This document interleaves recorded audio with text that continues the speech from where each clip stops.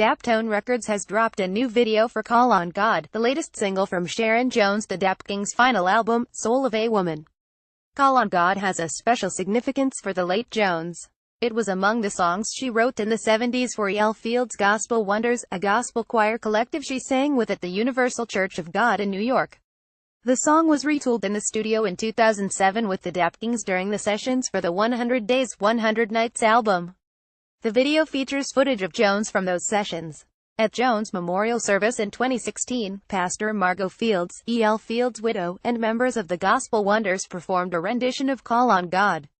The Dapkings subsequently invited the members of the choir to contribute vocals to the version featured on Soul of a Woman.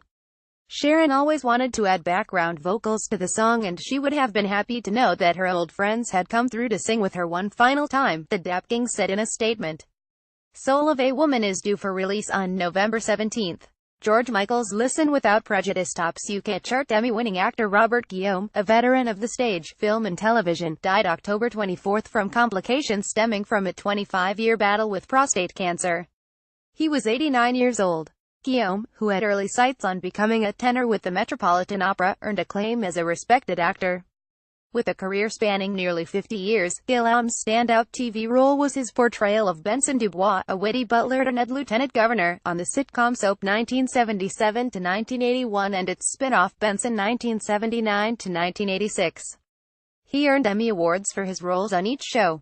More recently, he acted in series such as Century City 2004, CSI Crime Scene Investigation 2008 and Wanda Sykes Presents Hilarious 2013. Guillaume acted in a handful of feature films as well, including Seems Like Old Times 1980 starring Goldie Hawn, Lean on Me 1989 and The Big Fish 2003. As a stage actor, Guillaume received a Tony nomination for his role in Guys and Dolls. Other productions he appeared in included Porgy and Bess, The Phantom of the Opera and Living in Paris. In 1964 he recorded an LP, Just Arrived, with the folk trio The Pilgrims alongside Angeline Butler and Millard Williams. Released on Columbia Records, the trio was loosely modeled after Grammy winners Peter, Paul and Mary.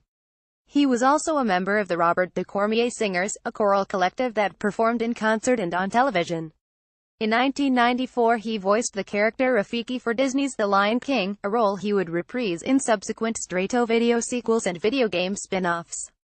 It was his related work for the film that would earn him a Grammy. Guillaume won Best Spoken Word Album for Children at the 37th Grammy Awards for The Lion King read-along.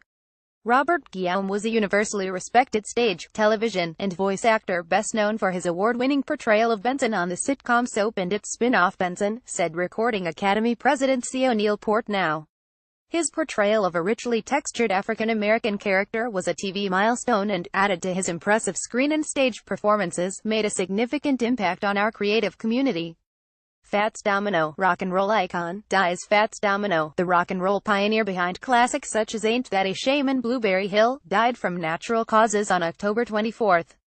He was 89 years old. With an influence on par with rock and roll forefathers such as Elvis Presley, Buddy Holly, Little Richard, Chuck Berry, and Jerry Lee Lewis, the New Orleans-born Antoine Fats Domino came to prominence in the 1950s on the strength of his patented boogie-woogie piano style, Creole-inflected voice and signature rhythms that fused elements of jazz and R&B.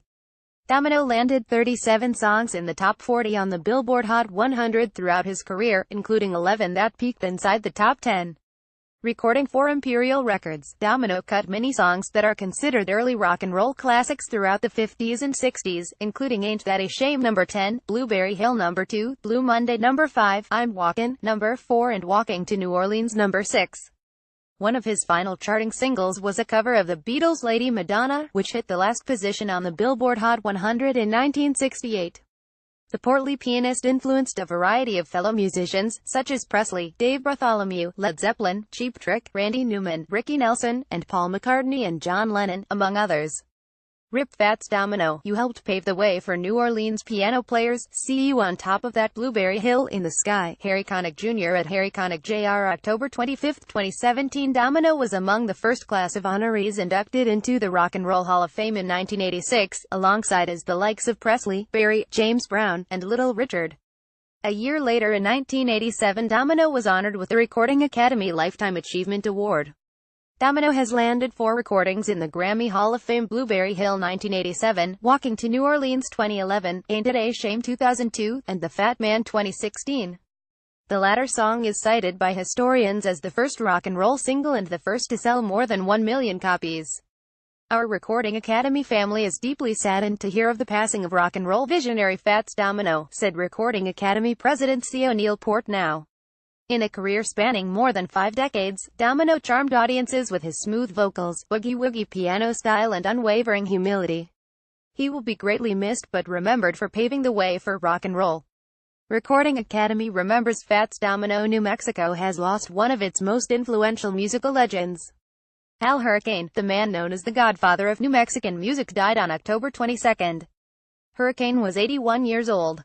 According to Billboard, Hurricane's son revealed that his father's death was caused by complications related to a long battle with prostate cancer. 2 years ago, Hurricane embarked on a farewell tour after announcing he had stage 4 prostate cancer and kept performing through chemotherapy treatment. Born in 1936 in Dixon, NM, Hurricane's musical career began with performances in restaurants in Old Town Albuquerque.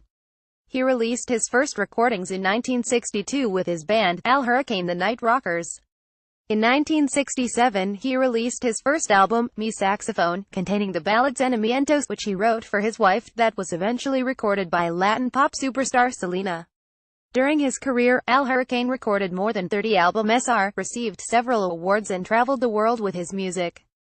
His unique blend of traditional New Mexican musical elements with other popular genres as well as his integration of Spanish and English vocals contributed to a lasting legacy that lives on in his music and the many musicians he influenced. Read more: The Enduring Beauty of Selena's Legacy.